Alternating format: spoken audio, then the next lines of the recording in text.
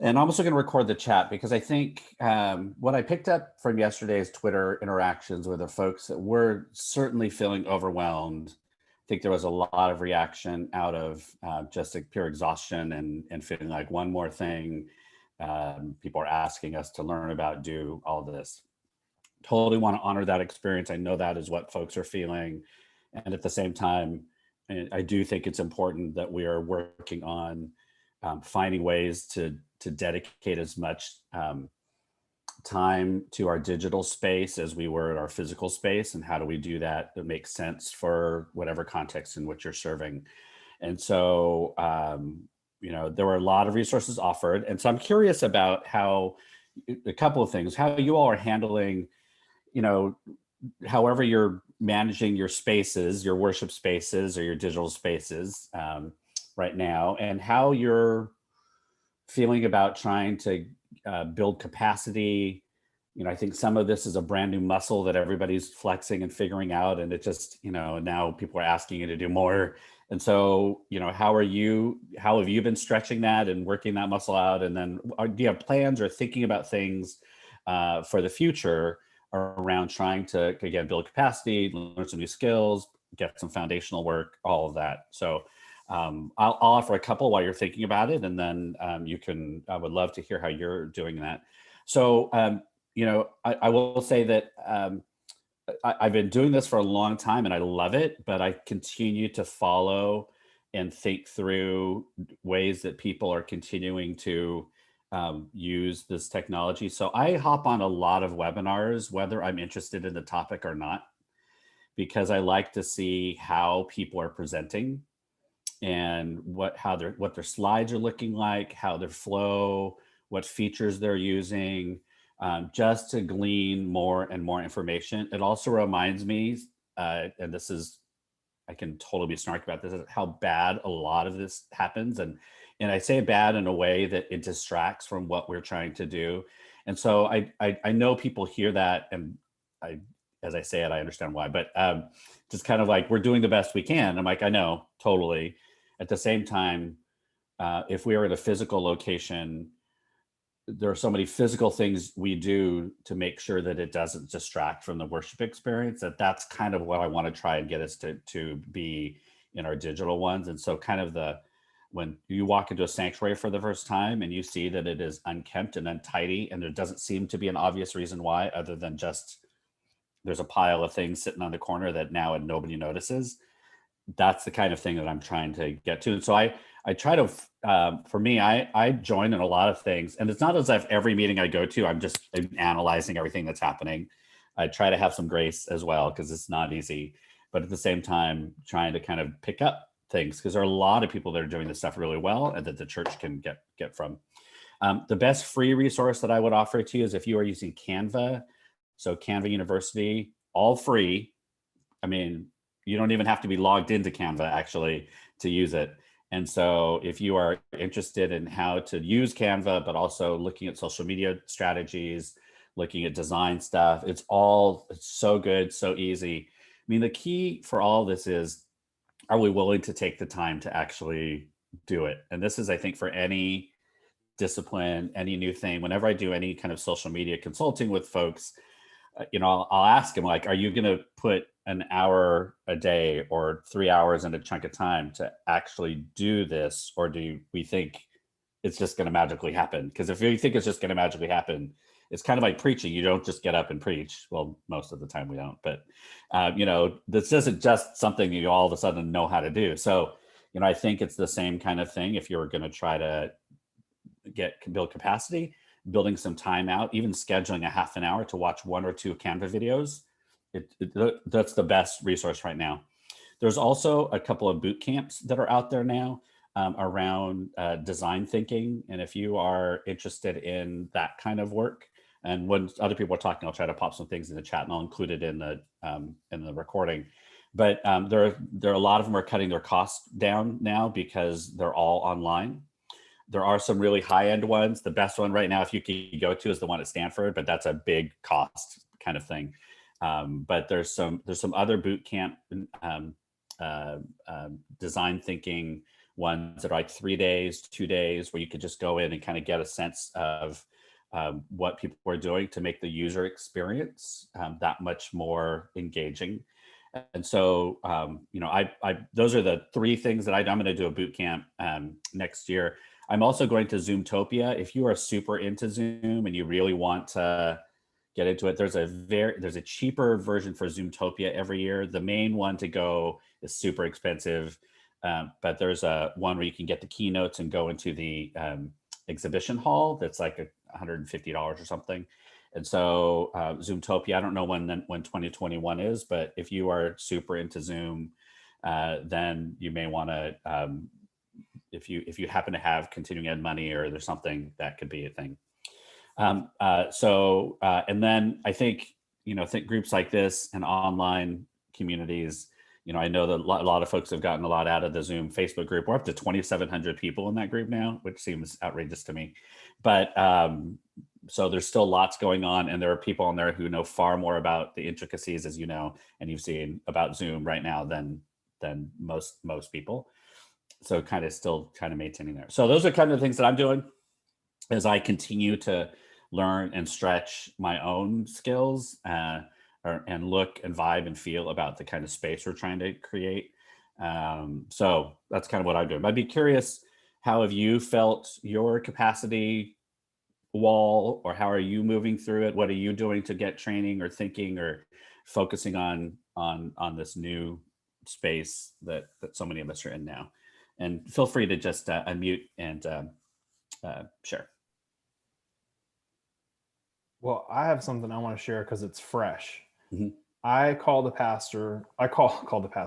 the meeting with our pastors and my one other kind of co-volunteer producer for our Zoom worship, because this is, I don't go to church anymore.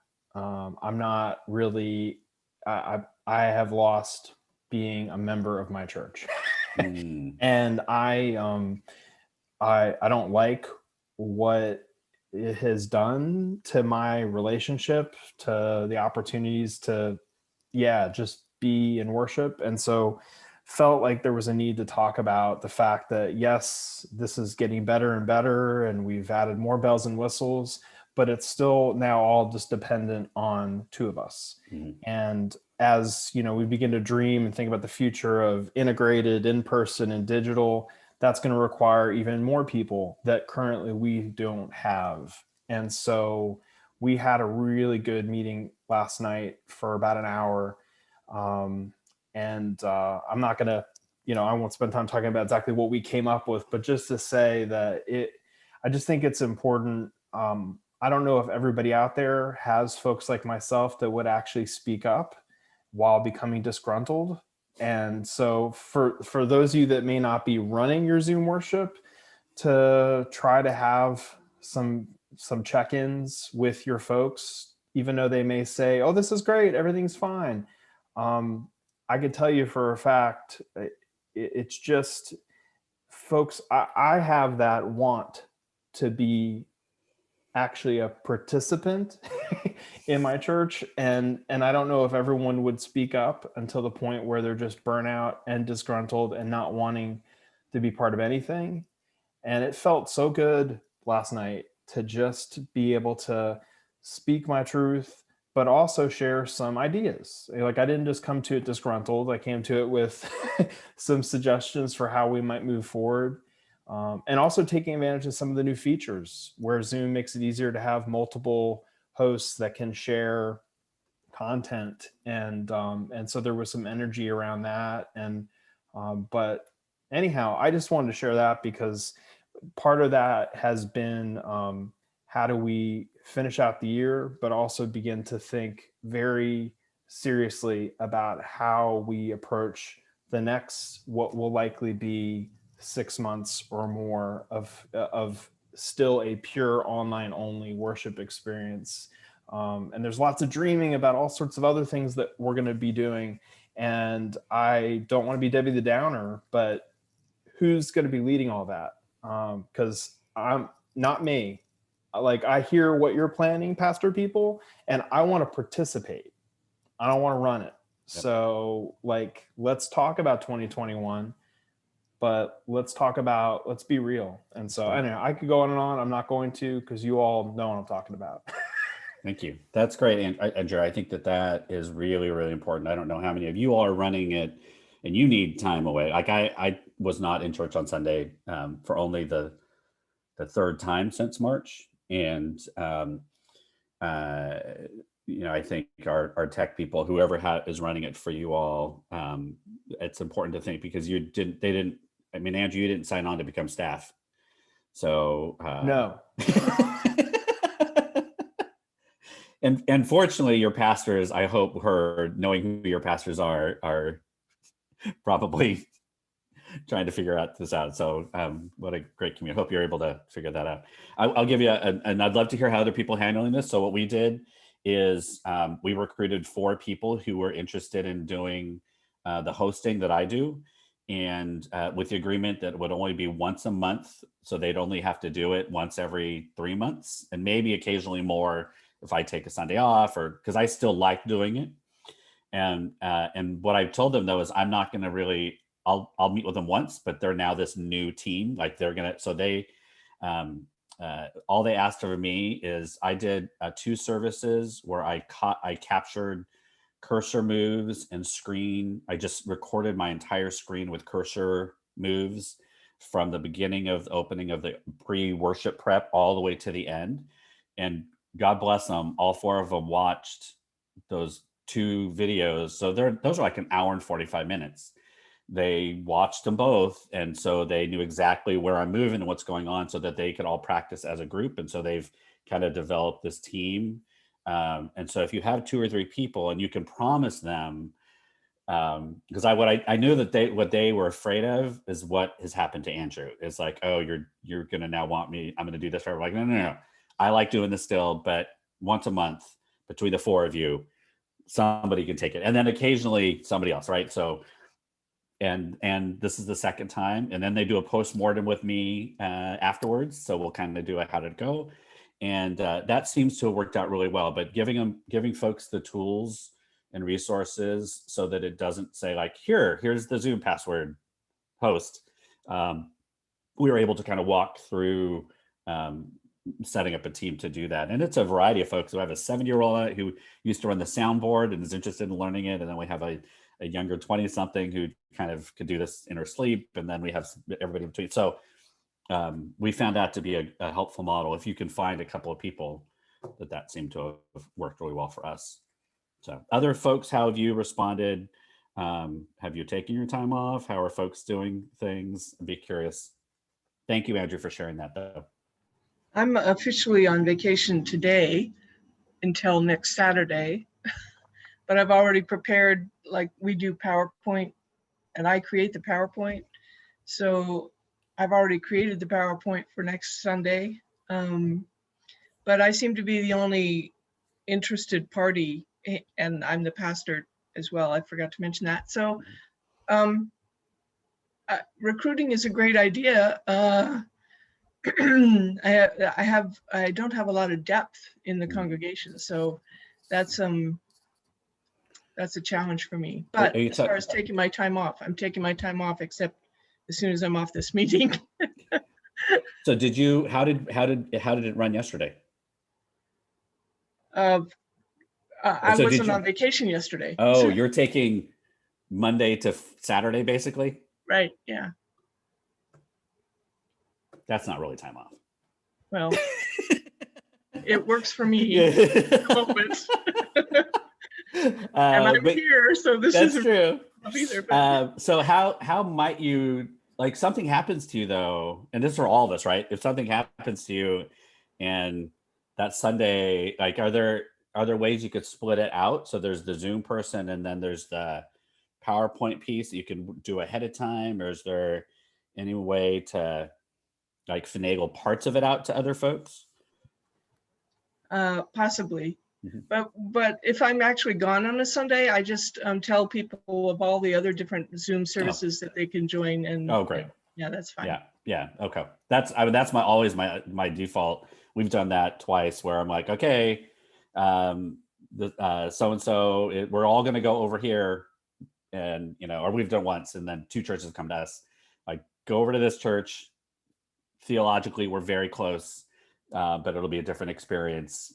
You go over there, and then they come over here. So I think that's the easiest way right now to take online Sundays off, is to find another church at a similar time if they're meeting at a set time, and just exchange the whole week, because then you don't have to prep anything for that whole week for the next Sunday, which is glorious. But thank you, Sandra. What time is it there? Me and my California centric time zone world. Oh, you're muted. In Alaska, you mean? Yeah. It's 7:25. Oh, okay. So you're just an hour. Okay. Right.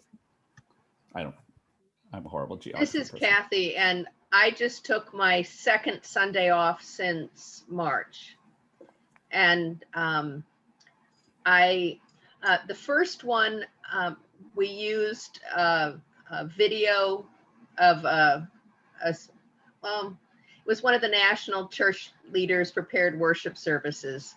And our elders run the Zoom. Half of our elders are Zoom hosts. And we always have a Zoom host and a co-host. So they ran the service inserting in that sermon. And one of the elders took care of the prayer concerns and the prayers of the people, which is really important to this community to share. So the second time, this time we had a guest preacher. And I worked with the administrative assistant to show her how I prepared the Zoom, all the slides for PowerPoint.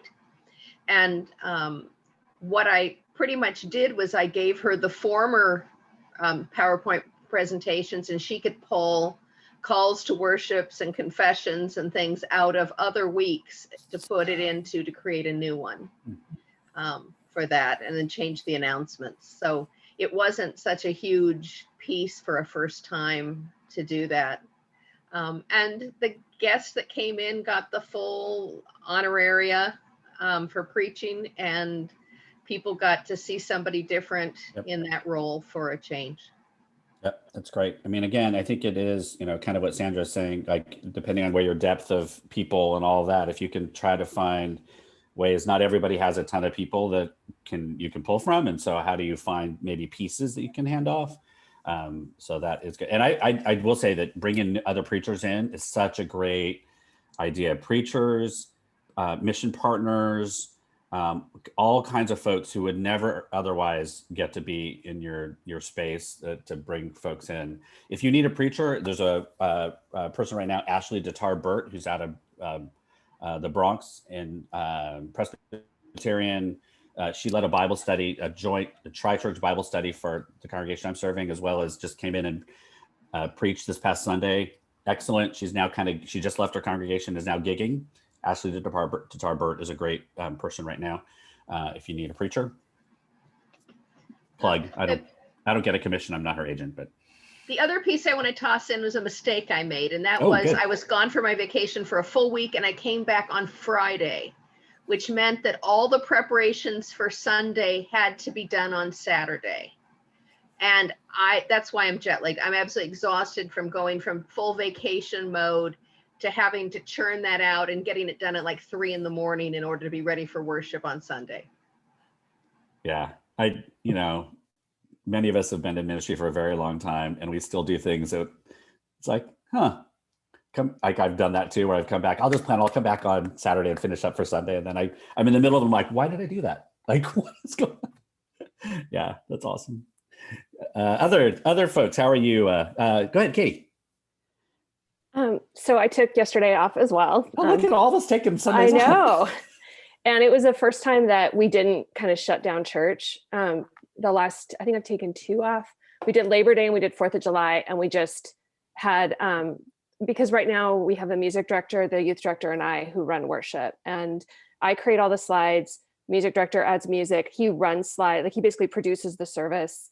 And our youth director just supports, and then she does like the children's story and things like that. So we're starting this month to practice, like the music director took a Sunday off and the youth director produced the service. And then I took yesterday and they produced it. And apparently my parents went to church. Like my parents have started coming to church. They live an hour away.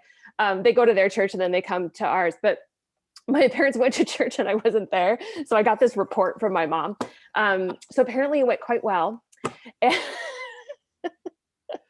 But what we did, we had my friend Annika is a third year seminarian at Louisville. So she came in and preached, which was super fun. But I created the slides. Our youth director handled all those tricky bits. Like we have open sharing for the prayers, and we have open sharing for announcements. And then we have like a half-hour coffee hour where everybody shares. So our wonderful youth director handled all those pieces because those are a little trickier. But I think it went okay. I have a staff meeting this morning, so I'll find out. The times we have shut down church, we have just had straight fellowship, and we have 5 wonderful volunteers who have managed that. One of them is our worship director, who is also our main tech deacon. She's a librarian who provides tech support over the phone for elderly people for a living. So she's amazing. And she has high anxiety about having us publish a different Zoom link for a different church. She feels like she'll have like 100 people calling her to figure out how that works, because she has really directed people to use their registration link to get into the meeting. So we haven't tried that. And Yeah. I wish we could. But anyway. That's probably fair. I mean, to some extent, but the number of times we get what's the link? I'm like, oh. So yeah, that's great. That's great. Did Annika, she is now ready to receive a call, right? Yeah, she just went before. I had her preach the week after she went before CPN. That's awesome. Great. Awesome. Cool. Other folks, how are you? Let's, whether address to kind of Andrew's concerns and experience around how you make sure your folks who are doing your tech, if they're doing it, are kind of getting some time. But how are you all thinking about next year or in the future about kind of building your own skill set or putting some time into building capacity for yourselves? Anything interesting you're thinking about? Hey, Grace, go ahead. I laughed when you say about the next year. I'm serving 3 small rural congregations. This is not a new for small churches. They have to weigh their survival and having a pastor, and they try to have a pastor whether by yoking it or part-time, and it has been almost a couple of decades, that problem, and especially in our denomination going into 60-70% are less than 100 member churches.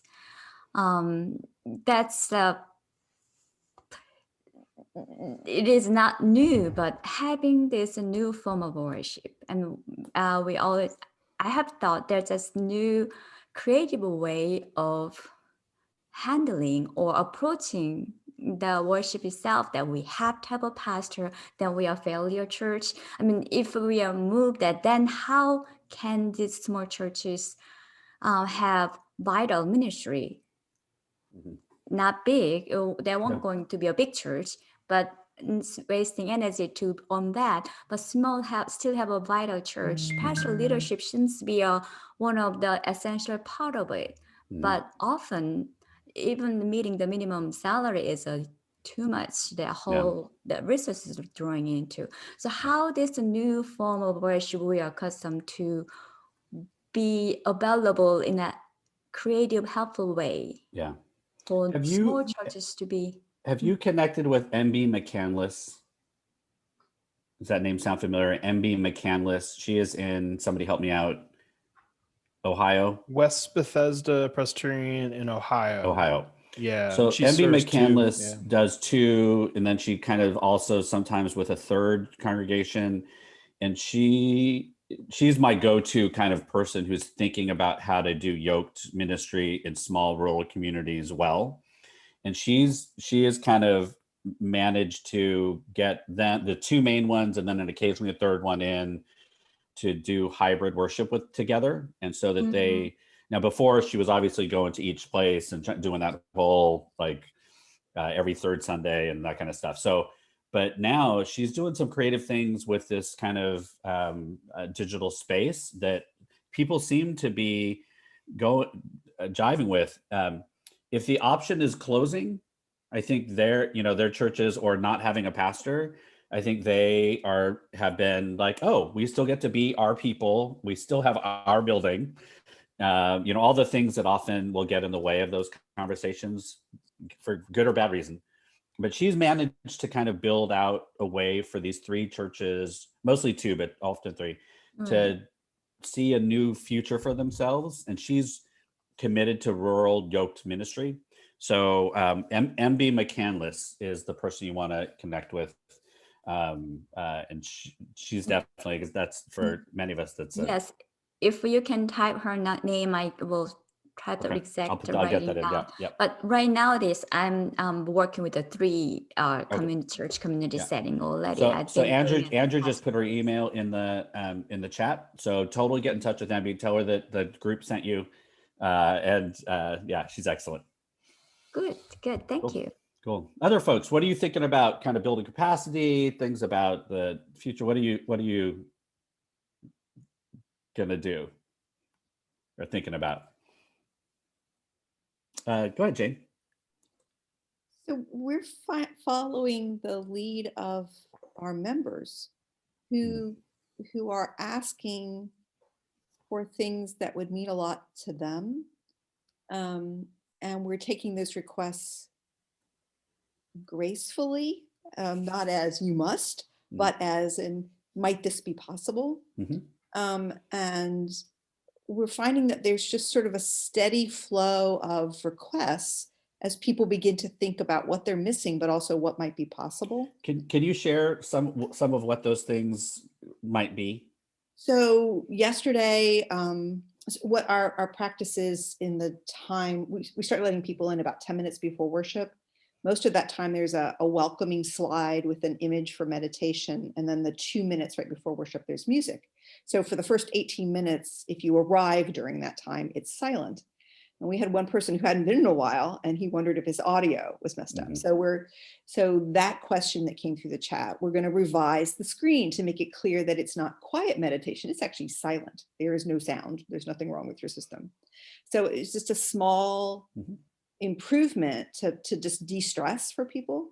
At the same service, we had another person who's relatively new and is reconnecting to the church. And after service, we have we allow everyone who wants to unmute and just say hi, and there's sort of call and response. There are about 60 to 70 screens on at that point. And then anybody who wants to can stay for 15 minutes of breakout rooms. We just randomly assign people for conversation. And we had a request yesterday that 15 minutes was not long enough. And so we're putting a one question survey out to the congregation saying, would you like more time, and how much time is more? And we'll see what happens, and then we'll see if we can find people to host that. So it's worship quality and connecting. At the same time, we have members wanting to do non-worship related things during the week and saying, could we do this? And our answer generally is yes, but you'll have to do it. We'll teach you how. Right. So we're not taking on all those new projects, but trying to resource them. And people are stepping up and doing some really creative things. So, and most of these folks are not necessarily tech people, but I think they feel really comfortable with what we've done so far. So they're willing to try something new. That's great. That's great. You have a setting and culture where they feel like they can come and share things without it feeling like, oh, well, they're just going to ignore it or they're going to take it personally or whatever. I mean, I think that's a huge piece. It's interesting. We've had the exact same two concerns. We did a thing where we decided to not have our preludes start right when we opened the doors, and 4 people kept unmuting. Can you hear me? Can you hear me? Because the very same exact thing. So that's a great learn from those of us that have tried that to make sure it's very clear that people's video or their audio is not working. And then we get the same question about the coffee hour. And we did a little bit of sleuthing, and we discovered that 15 minutes was about the limit that people were willing to agree to do. Like, it was like, if it got to 20 or any longer, a ton of people were like, yeah, I'm not giving that much time. So how we did it is, because their preacher often goes long, we basically shut the meeting down at 11:30. I promise everybody will be done by 11:30. If that means coffee hour is 7 minutes, coffee hour is 7 minutes. If coffee hour is 15, great. And that seems to have been our answer to that. And I take that entire responsibility on myself. I'm like, preacher went long today. We're only 10 minutes in coffee hour. And there we go. Cause I actually want to be done too. So, but that's one of the ways that we dealt with it, because we got the same thing. 50 minutes is too short. So good luck with that. So let me ask you a question, and it's be good for other folks too. Are you doing any intentional solicitation about the online worship experiences you're doing to invite people who may not be thinking about ways to not necessarily improve, but just their thoughts about worship? Has anybody done anything now that you're in a little bit, Jeff? So we haven't actually done this yet, but we're working on a questionnaire around music. The congregation is a very musical congregation, and a lot of folk are missing singing together. And since that's one of the most dangerous activities, even if we do get back into the sanctuary, who knows if we'll be singing. So in the online environment, one of the questions is, what helps you sing? And so trying to figure out, should we have just accompaniment and only do tunes that the vast majority of folk are going to know and they're going to feel good about singing? Should we, is a recording of a congregation singing some hymn make you feel more comfortable singing? Would more volume, trying to figure out what are the things that would make the singing experience more enjoyable for folk when they're by themselves. And then trying to figure out too, the music style wars, right? That whole challenge and trying to find balance. In person or online, lyrics, right? The music style wars still can continue. Yeah. And a big issue in my church is lyrics. We may find a really good recording of some hymn, but they're using really exclusive language, both for humanity and for God, or racist language, subtle racist language, but racist language. And so, that. Yep. Yeah. Yep. A lot of head nods. Yep.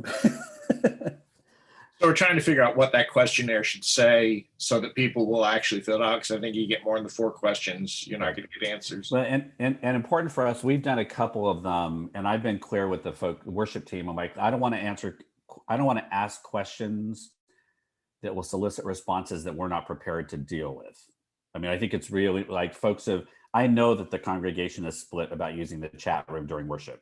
I know that we have folks that are like, oh, it's so distracting, but I'm committed to it. Like, I actually am like, chat away. And so if we put it out to a vote, it would be 50-50. And I told them I'll take the pastoral heat. We're doing chat room. So there are certain things that I'm like, okay, these are important for our growth and for the experience. And so we've asked questions about what's created anxiety for you or frustration for you during worship. And that's often been the not knowing what's coming, or that's where we learned the silence piece at the beginning. We're not sure, is somebody going to be playing or not playing? And I'm like, okay, we need to get better on that.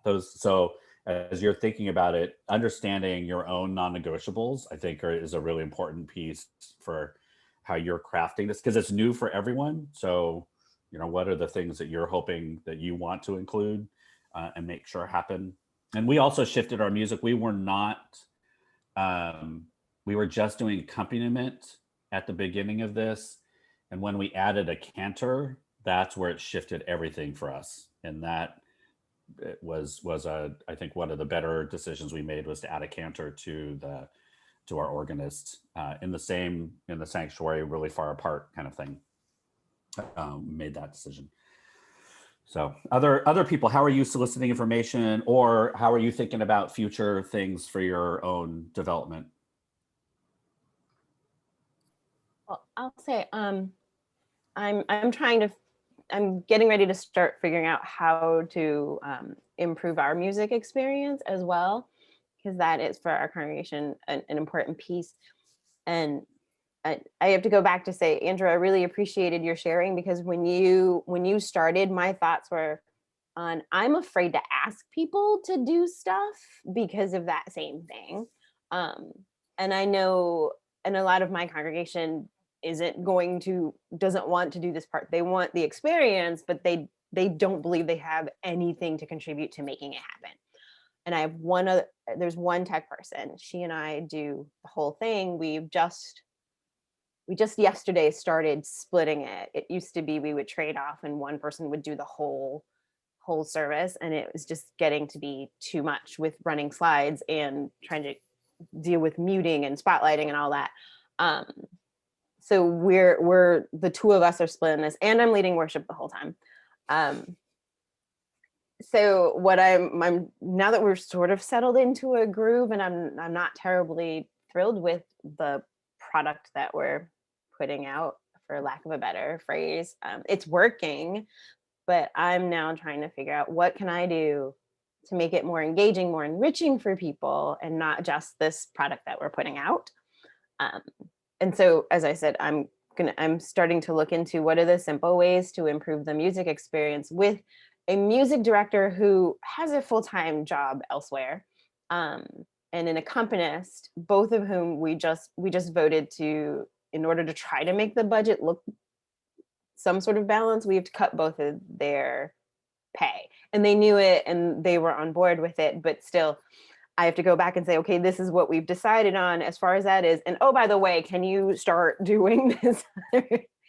So really and just this conversation is helping me sort of realize that what needs to happen is not so much me going, hey, music person, here are all these resources. Can you figure out what works? It's more me working through those and seeing what I can learn to help support them to do what they have to do better, if that makes sense. So that's where I am right now. Even something as someone said, maybe GarageBand could help us get started, which I have GarageBand. I just haven't looked into how to use it. So yep. That's my thing. Great. Thank you. Yeah, I mean, I think what I've been hearing from a lot of pastors is they're like every other thing that comes across our denominational kind of airways, we're looking for, like, there's some ideal that we're all supposed to be headed towards. And I think online worship is the same thing. Like wherever I'm going now, it's like, well, digital worship, hybrid worship is the future. And I'm like, actually, no, I don't think that's actually true. I think it's a future. And, you know, I try not to contribute to this idea that this is the best way to do it. Only that if you want to do this, here are some ways to do it really well. And I think that often gets construed with the only way you can do this is if everything is so perfectly produced. And, you know, and then, so yesterday during the Twitter kind of things, it was like, well, we're not trying to put a show on. And I'm like, this falls back into if you're going to do really well done worship, it all of a sudden is a show. I'm like, I don't think that's true. So yeah, so I think finding the context for what works for your leadership and your space is even more important now than ever, I think, because it can easily turn into a watching thing versus a participating thing. And so the more people, and that's, again, I've stressed this before, that's why we don't stream. We're only on Zoom because I'm pushing against the inertia of watching worship and really wanting people to engage. And again, streaming is not bad in itself, but a decision we made early on. And so, or a decision I made, I'll be real honest about that. Folks have asked, why aren't we streaming? And I'm like, because I don't want to. And I'm like, okay. So, you know, at this point, you know, I think I'd be interested for folks, how are you trying to be as contextually relevant and appropriate and genuine to creating this new space? Like, are there things that you've discovered or questions you need to ask or skills you need to build so that when somebody comes into your digital sanctuary, it feels like your congregation? I mean, that's really what we want, right? If they walk in, this feels real and it doesn't feel fake. So I mean, curious like how you all have made your spaces feel like you. One of the things that we've done is we were doing PowerPoint slides for worship prior to the shelter in place orders, and we've kept the format of those slides essentially the same as a way to make it feel the same. I have loved the design of your slide decks, Bruce, when you shared them. I think they're very visually appealing, and I've thought two things. One, do I have the time to spend on trying to figure out how to do that well, learn how to do that? And the other is shifting it going to be one more thing people have to adjust to?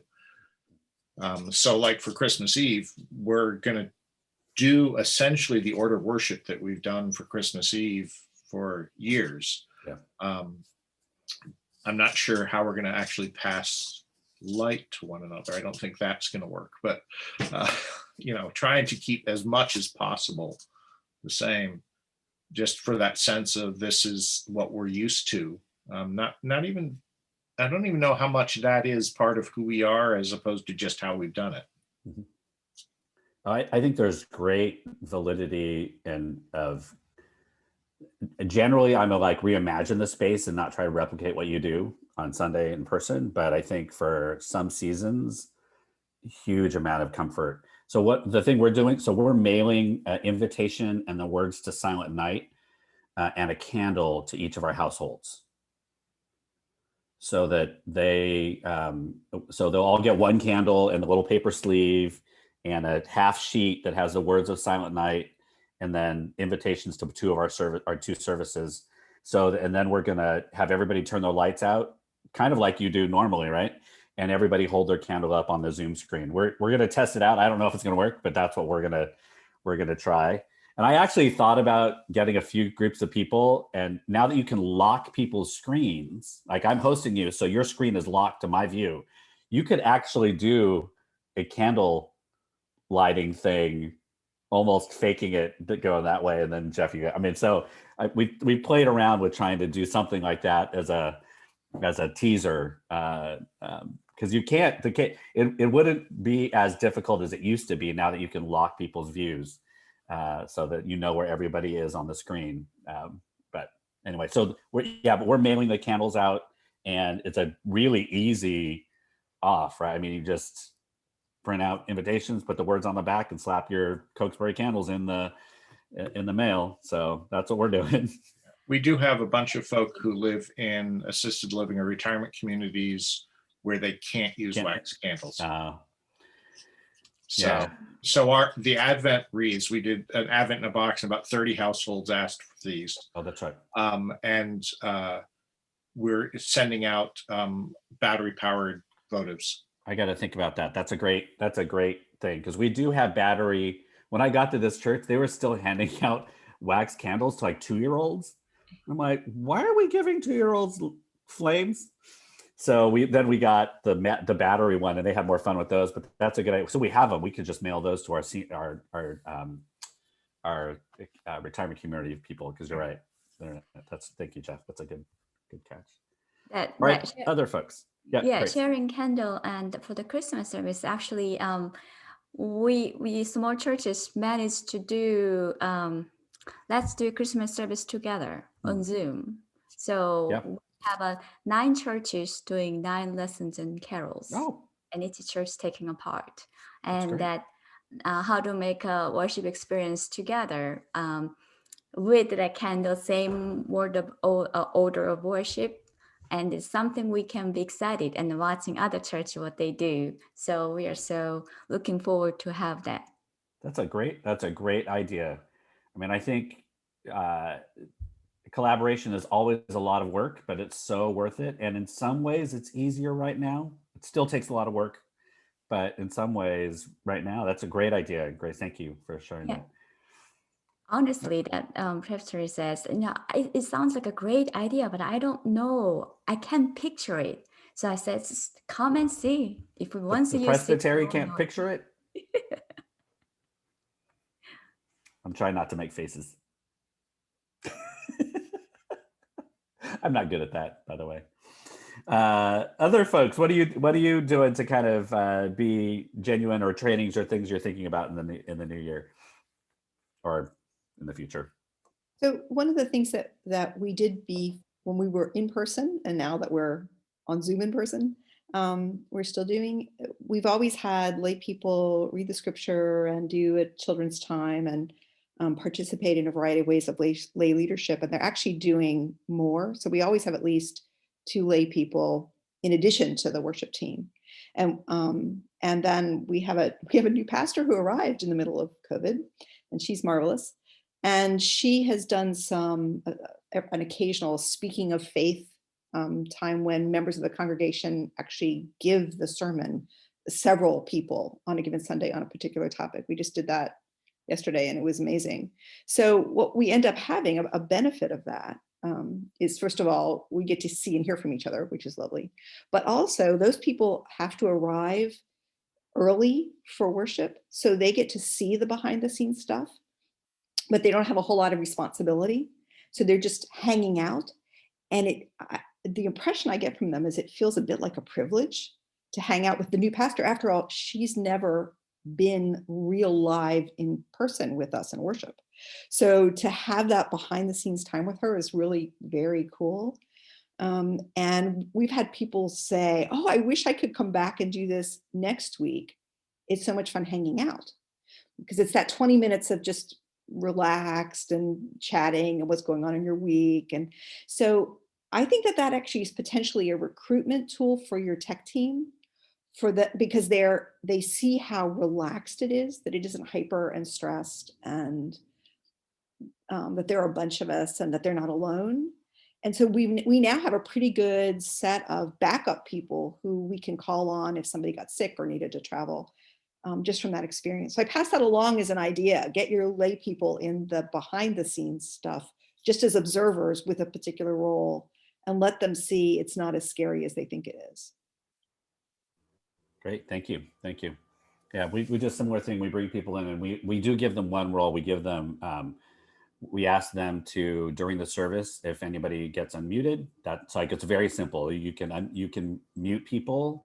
We need more eyes on the muters. With the more and more people, we're discovering more and more people are unmuting themselves accidentally during our service. And so we're needing to have a lot more eyeballs on muters. And so that's like just enough. Like I'm being used, but I'm not responsible for anything else. But yeah, the behind the scenes thing, I find that interesting too, Jen. Our folks are, except our reaction's a little different. We have a couple like, oh, you all like know what you're doing. I'm like, please stop being so shocked that we know what we're doing. I thought that's what we meant. And I'm like, okay, whatever. So yeah, but I think that's a really good, but getting people kind of in the guts kind of is really an interesting thing for a lot of folks to see, especially right now. Takes the magic out of it. And I think it does help people enter into the space. All right, other folks, what are you thinking about?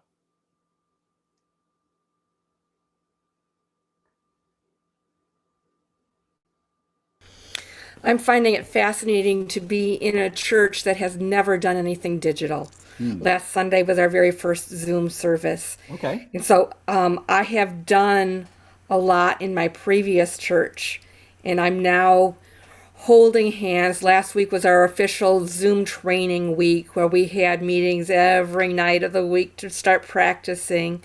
We're putting a brand new team together. It's fascinating to watch the process of hand-holding that happens as people begin to do something different. That's awesome. So are they feeling at this point, would it have been the same 5 months ago, or is there a different openness to it now? I mean, how are people approaching? 'Cause There is still a huge division in the congregation, the never digital worship people versus the I've missed it for 8 months and I need something. They had been back in person in an abbreviated service for 2 or 3 months, and we've just got a reverse order and decided to take advantage of it. So I've got people who are really angry that we need to be reaching out to, as well as people who couldn't wait for this to happen. Yeah. I'm feeling for you pastors. I don't know how many of you are in the same situation. I'm seeing colleagues where they were not particularly excited about going back to in-person, but they had started, that's what was going on, and now are having to reverse that. And, you know, it's easy for a church that we never went back to see that and not worry about it. But I know that's such a stress on people right now. So good for you, Brenda, to take advantage of this time, though, to see. So you just had the first one, or you're going to have the first We one? just had the first one last week. How did it go? It went fine. We had probably 20 people, 6 of whom have not had contact with the church, or had anything to do with, who've had very limited contact with the church in the last 9 months. So that was a very good place to start. We may be able to double the number by next week, but only if we have a large group of people going out, especially the people who've missed seeing people. They're the ones now who can call their friends and say, please join us. Exactly. So we're working on figuring out how that takes place. I've had a little bit more experience now, so I have some idea how to train people, but I also know it's going to take more training than they think it's going to. Yeah. And so I have to let some things fall between the cracks and just say, you know what? As soon as I have help on this, we can do it differently. And right now, this is where we're at. That's awesome. That's awesome. Start simple, lean on the grace. Awesome. That's great. All right. Other folks. So one of the things that I'm going to do next year is in response to, I've had some behind the scenes conversations with some people around some training and things, is I'm going to offer next year 3 or 4 half-hour free sessions to people who want to just do Zoom 101 quick half-hour coaching kind of things. I'm going to do that about 2 or 3 times a month. So about 10 sessions with people who are, and I'm going to limit it to people. I'm going to be like, you can only take advantage of this if you do not have staff, if you do not have tech people, if you're like, I don't want, like most of you probably wouldn't qualify for what I'm going to offer, but you know, some of you might. But I do want to hear that there are tons of people who are feeling this overwhelming pressure to produce something of a quality that I think is a myth.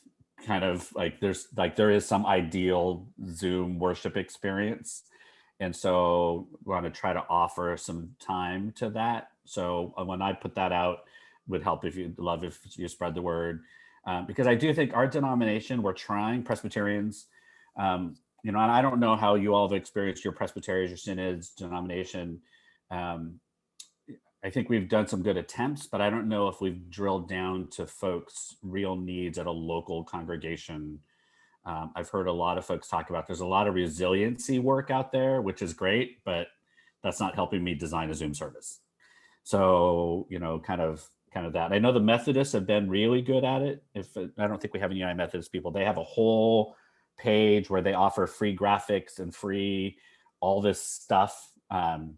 I'm not sure we do that. I don't know about UCC, if they've been any better. Those are UCC, MCC, if there's been anything. So I'm going to try to step into that space a little bit and try to offer some things. So anyway, so that's one of the things that I'm going to do next year, because that also helps me kind of keep fresh on what's going on and where things are happening. So anyway, yeah, Bruce, Kathy. as you are talking and with these people are trying things for the first time, I discovered in conversation there were people that had come to this congregation and chosen this church initially because it was imperfect in its original identity. They were more comfortable there than they were in the places where there was perfection. And so that carries on into the digital world is a parallel that they appreciate. Yeah. And that's, I mean, if you watch our slides, we include that line every time. This will not be perfect, as in life or Zoom. And we were reminded all the time of that. All right, all. We are at the end of our time. I'm so grateful for you all to be hanging out these 9 months now. Good Lord. Who would have thought we would still be going? I just can't. It's wild. So I hope your holidays and whatever you're doing these next few months are blessed and meaningful and all that. We will be back I think it's the 11th of January. I think that's the Monday, but you'll probably get a notice from Zoom. I'm going to change the settings on the Zoom meeting, and I'll record this, and we're going to stop recording.